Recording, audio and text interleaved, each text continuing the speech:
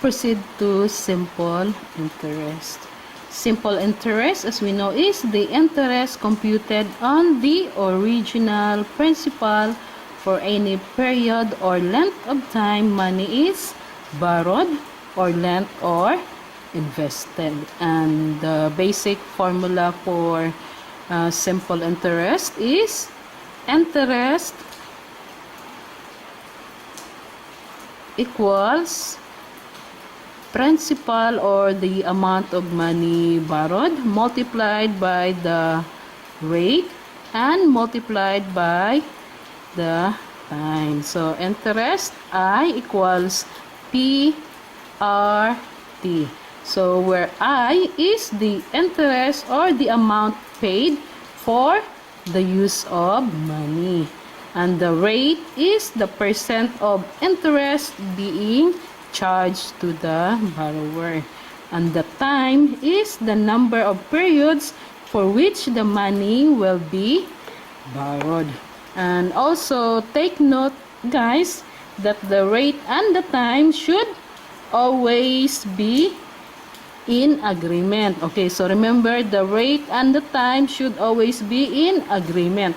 If rate is per annum, time should be in years. So if rate is annum, then the time should be in years. If rate is per month, time should be in months.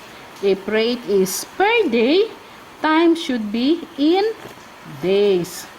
If it is not stated in the problem, a stated rate of interest is understood to be on a per annum or annual basis. So remember this, ha, if the rate is in years or in annum, so the time will be in years. So if the rate is per month, so the time should be in months also. Or if the rate is per day, the time should be in days. And if it is not stated on the problem, so it is assumed that the rate is in annum and the time is in years.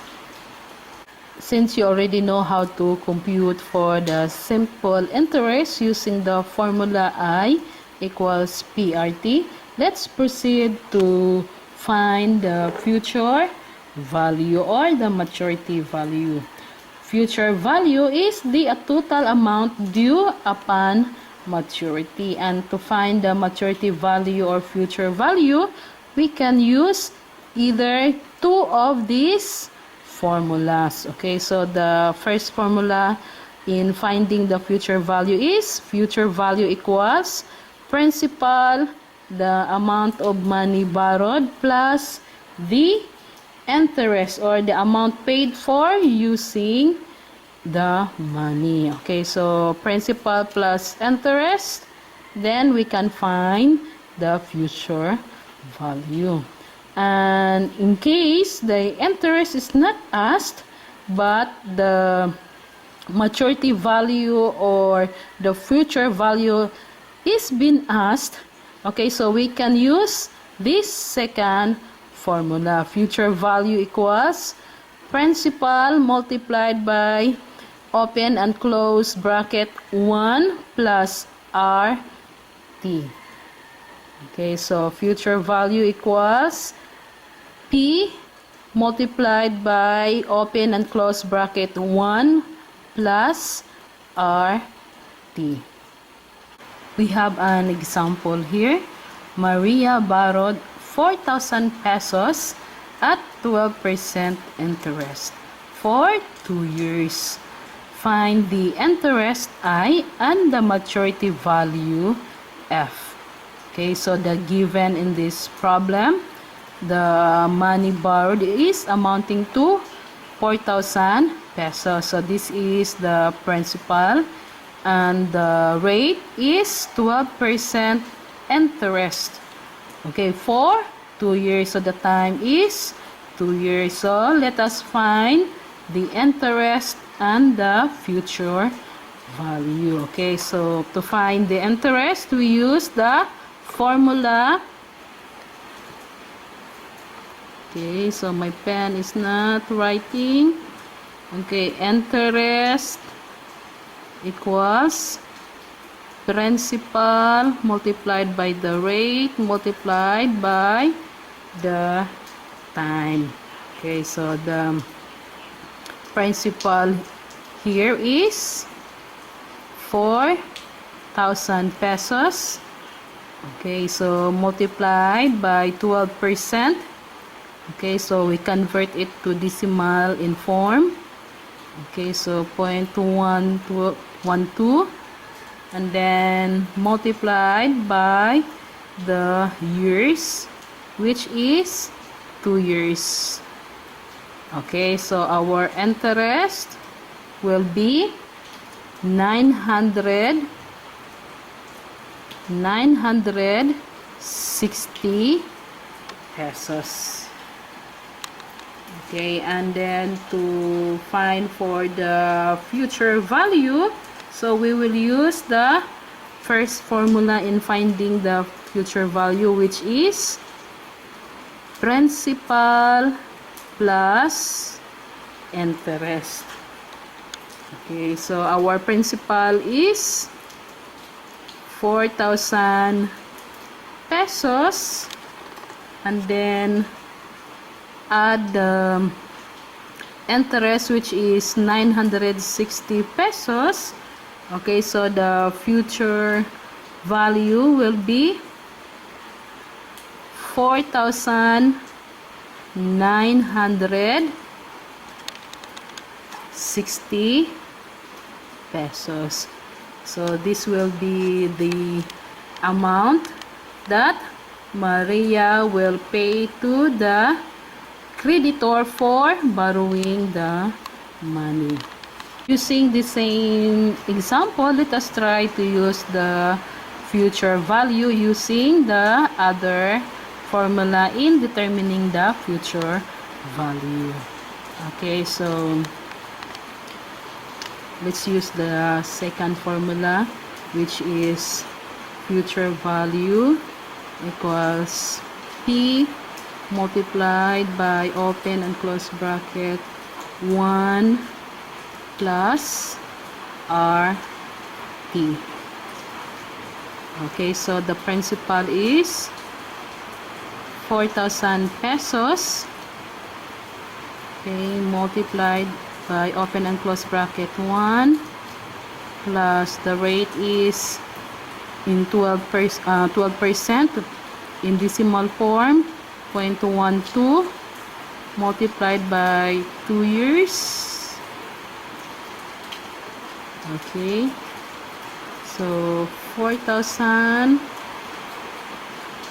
Okay, so 0.12 times 2 is 0.24 plus 1, 1.24.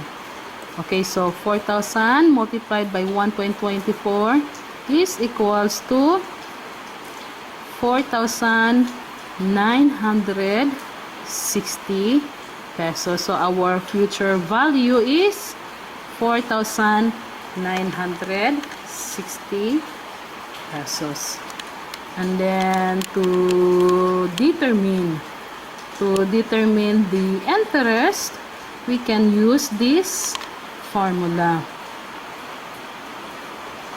Interest equals future value minus the principal. Okay, so our future value is 4,960 less 4,000 pesos. So the interest paid is 960 pesos. Okay. So it's up to you guys which formula in determining the future value is comfortable for you to use. We have another problem here. Riza lent 20,000 pesos to Mary at 2% per month for 3 years.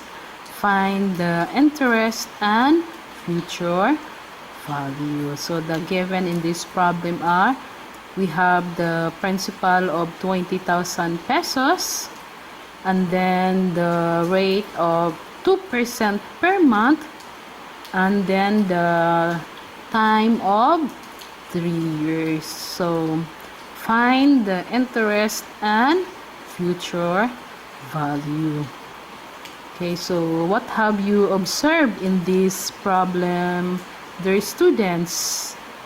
Okay, so remember, as I have discussed a while ago, that the rate and time should be in agreement. So if the rate is in annum, the time should be in years. If the rate is in monthly, so the time will be in months.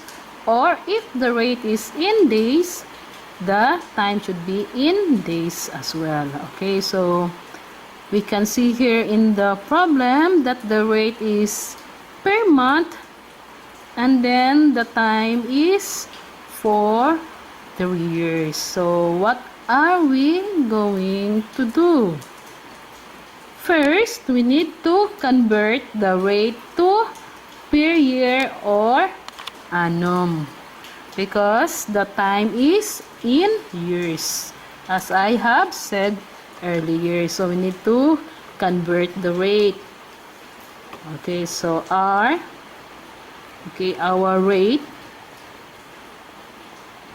okay, just be patient, dear student. Our rate is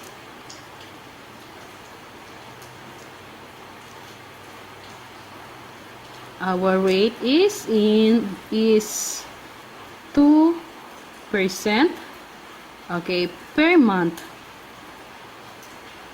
Okay, then convert it into years. Okay, so in 1 year there is 12 months.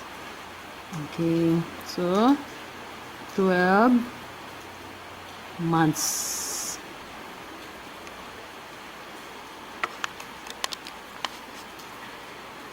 Okay, then cancel the months.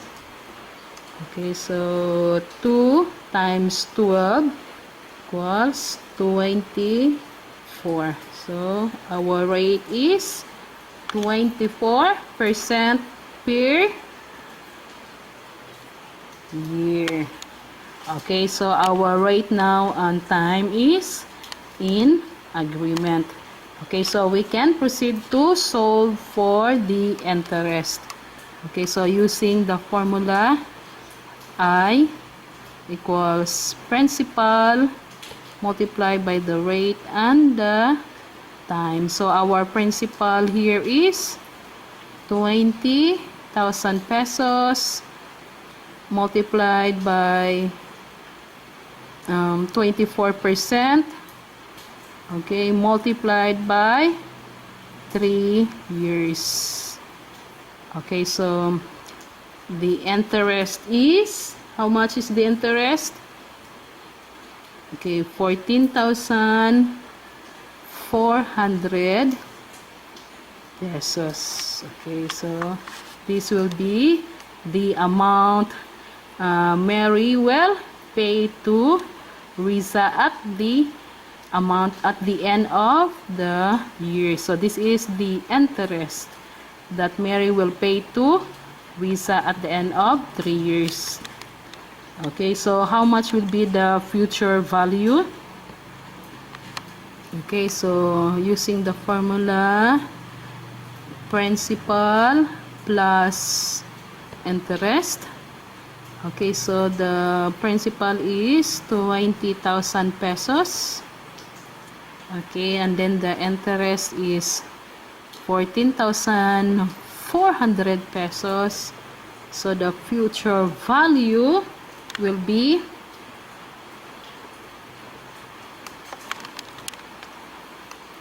34,400 pesos. So this will be the total amount Mary will pay to Riza at the end of 3 years.